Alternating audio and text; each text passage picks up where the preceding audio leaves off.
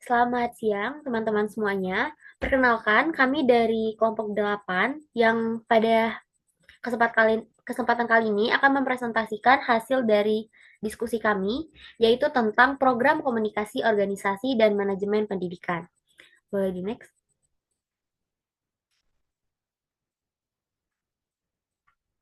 Untuk anggota kelompoknya, di sini ada Agung Saiful Haq dengan NIM 2305511, lalu Dita Ikrima dengan NIM 2312028, dan saya sendiri Ria Feriza Puspitasari dengan NIM 2303337. Untuk materi ini akan disampaikan oleh rekan saya.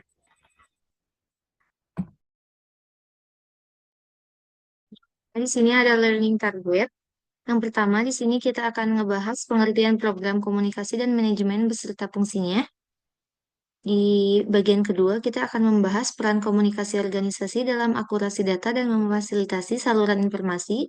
Dan yang terakhir ada peran komunikasi organisasi dalam membina komitmen motivasi dan disiplin kerja produktif.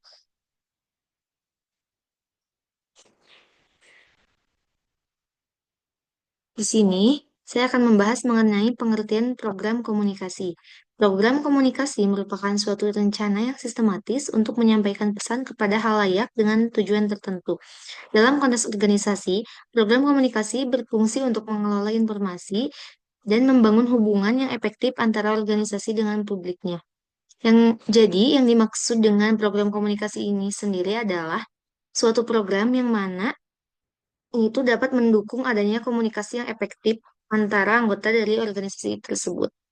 Di sini saya memiliki tahapan program komunikasi. Yang pertama ada riset formatif, yang kedua ada merumuskan strategi, pemilihan media dan metode, yang terakhir ada evaluasi. Tahapan program komunikasi ini dimulai dengan riset formatif. Kita akan melakukan riset tentang apa yang akan kita komunikasikan antara anggota dengan anggota yang lainnya. Selanjutnya ada merumuskan strategi. Merumuskan strategi dari hasil yang kita research yang menghasilkan suatu masalah dari hasil itu sendiri. Setelah merumuskan strategi, kemudian kita akan memilih media atau metode untuk menjalankan strategi tersebut untuk pelaksanaan dari program komunikasi itu sendiri. Dan tahap terakhir ada evaluasi, di mana tahap ini berfungsi untuk menilai mana yang harus diperbaiki dan mana yang harus dikembangkan. Boleh dilanjut aja. Kemudian di sini saya akan menjelaskan mengenai pengertian manajemen komunikasi. Manajemen komunikasi menurut Michelle Kay menyatakan bahwa manajemen komunikasi adalah tentang bagaimana orang mengelola proses komunikasi mereka dalam berbagai konteks, termasuk komunikasi interpersonal, kelompok, dan massa. Manajemen komunikasi adalah proses yang menggabungkan ilmu komunikasi dengan teori manajemen untuk mengelola dan mengoptimalkan komunikasi dalam suatu organisasi atau perusahaan.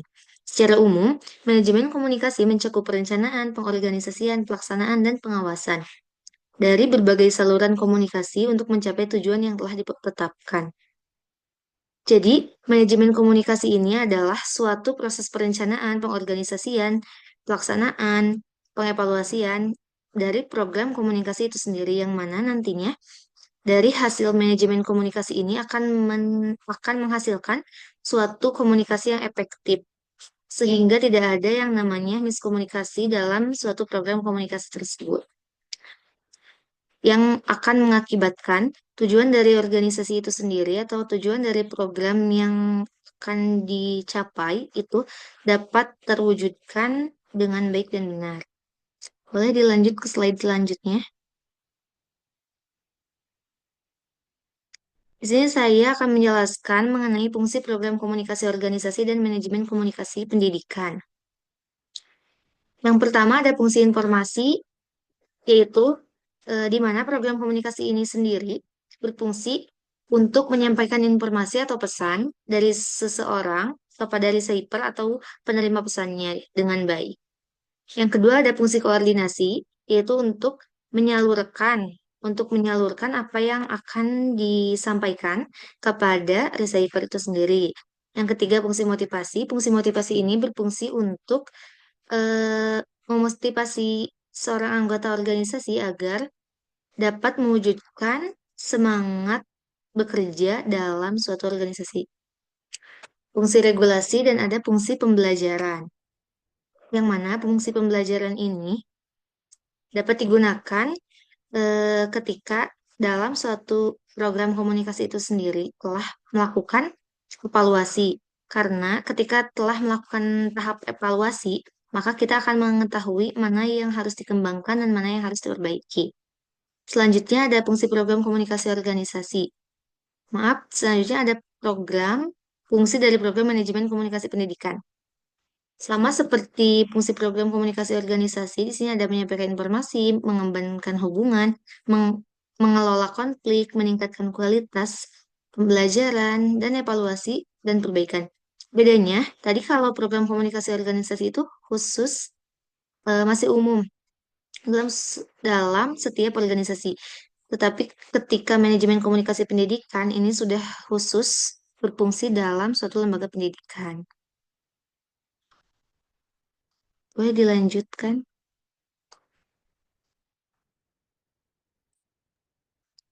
Oke, yang selanjutnya itu ada peranan saluran informasi komunikasi. Jadi, si saluran komunikasi yang dapat dilalui oleh orang-orang yang terlibat dalam kegiatan dalam organisasi sekolah itu dapat dijelaskan sebagai berikut. Yang pertama ada saluran komunikasi formal dan non-formal. Ini tuh berupa saluran ini tuh terdapat dalam semua organisasi. Saluran komunikasi formal membawa isi pesan bersifat instrumen dan ekspresif.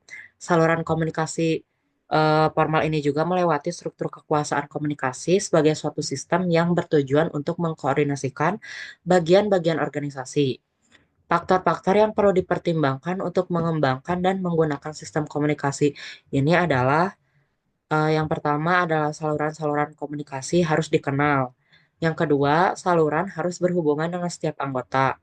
Yang ketiga, jalur komunikasi harus langsung dan sependek mungkin. Yang keempat, jalur komunikasi digunakan secara menyeluruh. Dan yang terakhir, setiap komunikasi harus terbuka dan punya wewenang. Saluran komunikasi nonformal disebut juga sebagai selentingan, fakta-fakta, opini, sikap-sikap, kecurigaan, gosip, kabar angin, bahkan perintah yang dapat tersiar bebas melalui selentingan. Saluran ini tuh biasanya terbentuk di lingkungan sosial dan masyarakat.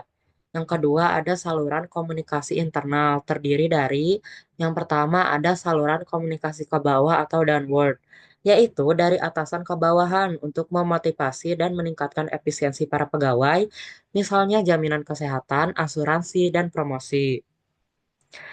Sujak pada tahun 1990 menguraikan bahwa pemimpin menggunakan saluran ke bawah untuk mengirimkan pesan kepada para pegawai pada tingkat yang lebih rendah dalam organisasinya.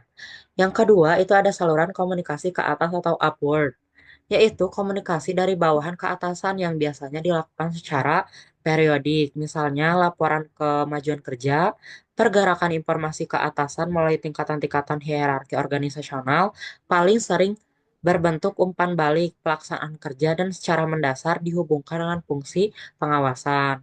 Contohnya seperti penyampaian data keluaran output kepada atasan adalah sangat penting bagi fungsi pengawasan. Yang ketiga, ada saluran komunikasi horizontal atau lateral, yaitu komunikasi antar pegawai, misalnya tukar-menukar ide, bekerja sama dalam proyek-proyek penting, mempersiapkan pertemuan. Manajer menggunakan saluran horizontal ini tuh ketika terjadi komunikasi antar bagian dalam organisasinya.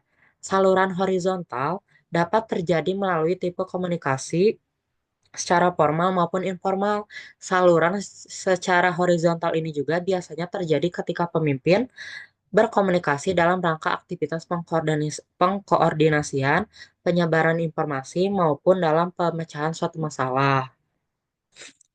Yang keempat ada saluran komunikasi diagonal, yaitu komunikasi yang mencakup seluruh saluran atau transmisi informasi yang memotong silang rantai perintah organisasi.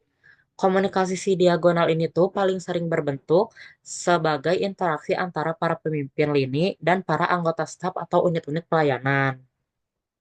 Yang terakhir ada saluran komunikasi informal, yaitu suatu saluran komunikasi melalui saluran informal yang berasal dari individu atau kelompok informal. Salah satu sumber informasi yang bisa diperoleh melalui saluran informal ini tuh ialah selintingan informasi atau grafin atau isu-isu yang sedang berkembang. Nah, adapun hal-hal yang harus diperhatikan dalam saluran komunikasi di sekolah. Yang pertama, ada penyampaian pesan melalui saluran komunikasi ke bawah, seringkali terjadi komunikasi satu arah atau one way traffic. Hal ini tuh bisa bila dibiarkan akan menimbulkan suatu kemungkinan semakin terbatasnya informasi balikan dari bawah yang diterima oleh pemimpin. Untuk itu, perlu dikembangkan komunikasi balikan yaitu dari bawah ke atas bagi pemimpin atau kepala sekolah yang tidak melihat pentingnya partisipasi pendidik dalam menentukan tujuan. Membuat rencana kegiatan dan perumusan kebijakan-kebijakan akan menghasilkan kegagalan dalam berkomunikasi dari bawah ke atas, sehingga si saluran ini yang biasanya telah tampak pada suatu organisasi hanyalah simbol belaka. Yang kedua, saluran komunikasi yang perlu dipupuk dan dikembangkan adalah saluran ke atas.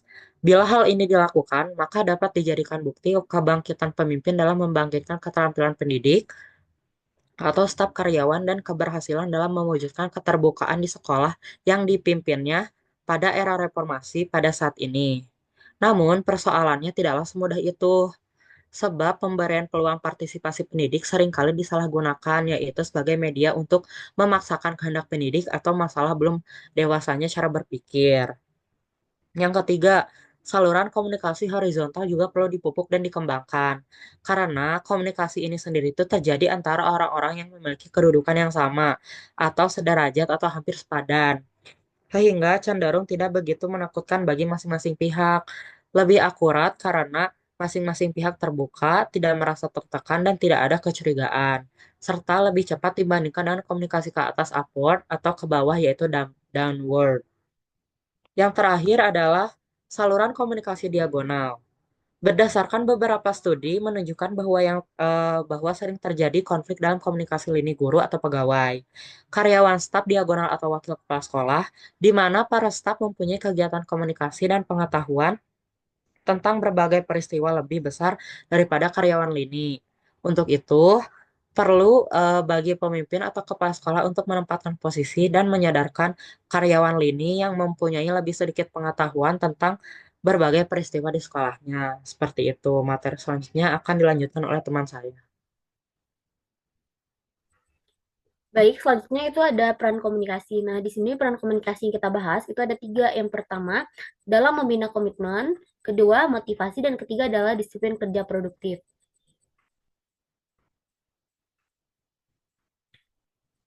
Boleh di next? Nah, yang pertama itu adalah membina komitmen. Komunikasi organisasi biasanya cenderung terprediksi. Nah, maksudnya itu adalah di dalam komunikasi organisasi terdapat proses saling bekerja sama dalam membangun suatu hubungan yang baik dengan tujuan untuk mengantisipasi ketidakpastian lingkungan karena bersifat termanajemen sehingga dapat dengan mudah ditebak. Nah, maksud dari sini tuh bagaimana? Di mana komitmen ini kan memiliki peran sentral dalam membina sebuah organisasi gitu. Nah, komitmen ini tidak hanya mencakup loyalitas anggota terhadap tujuan organisasi, tetapi juga keterlibatan mereka dalam berbagai proses untuk mencapai keberhasilan, kebersamaan. Nah, contohnya itu adalah dengan komitmen yang baik dan komunikasi yang baik akan membangun kepercayaan komunikasi yang jujur, transparan, dan konsisten, serta membantu kepercayaan antar anggota organisasinya. Lalu dapat menyelaraskan tujuan melalui komunikasi, visi misi yang dibahas, dan tujuan organisasi dapat dijelaskan secara jelas. Boleh di next? Nah, selanjutnya itu ada motivasi. Salah satu faktor utama yang menyebabkan kurangnya motivasi adalah kurangnya keterlibatan dan komunikasi efektif antara pimpinan dan seorang pegawai. Para pegawai seringkali merasa bahwa suara mereka tuh tidak didengar atau dihargai oleh pimpinan yang dapat mengakibatkan ketidakpastian dan ketidakpuasan. Nah, pesan-pesan yang disampaikan secara efektif dapat memberikan dorongan motivasi kepada anggota di organisasi atau kepada karyawan, di mana komunikasi yang baik dapat membantu mengatasi hambatan emosional dan memperkuat semangat anggota untuk tetap berkomitmen. Boleh di next?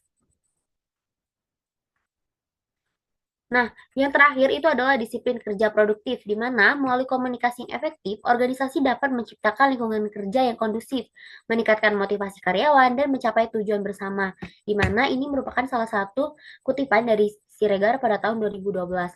Yang dimaksud dalam bidang ini adalah komunikasi internal dalam organisasi tersebut, hubungan individu, komunikasi antar pimpinan dalam organisasi dengan para pegawainya. Contoh dari disiplin kerja produktif pada suatu organisasi itu diantaranya adalah penelitian PT Telkom Indonesia, di mana Siregar pada tahun 2012 ini, dalam penelitiannya ditemukan bahwa komunikasi antar manajemen dan karyawan secara langsung mempengaruhi disiplin kerja. Manajer yang berkomunikasi secara jelas dan memberikan umpan balik yang membangun dapat membantu meningkatkan keterlibatan karyawannya, yang pada gilirannya mendorong produktivitas perusahaan. Boleh di next? Nah, demikian materi yang dapat kami sampaikan. Kurang dan lebihnya kami mohon maaf, kami tutup dengan wassalamualaikum warahmatullahi wabarakatuh.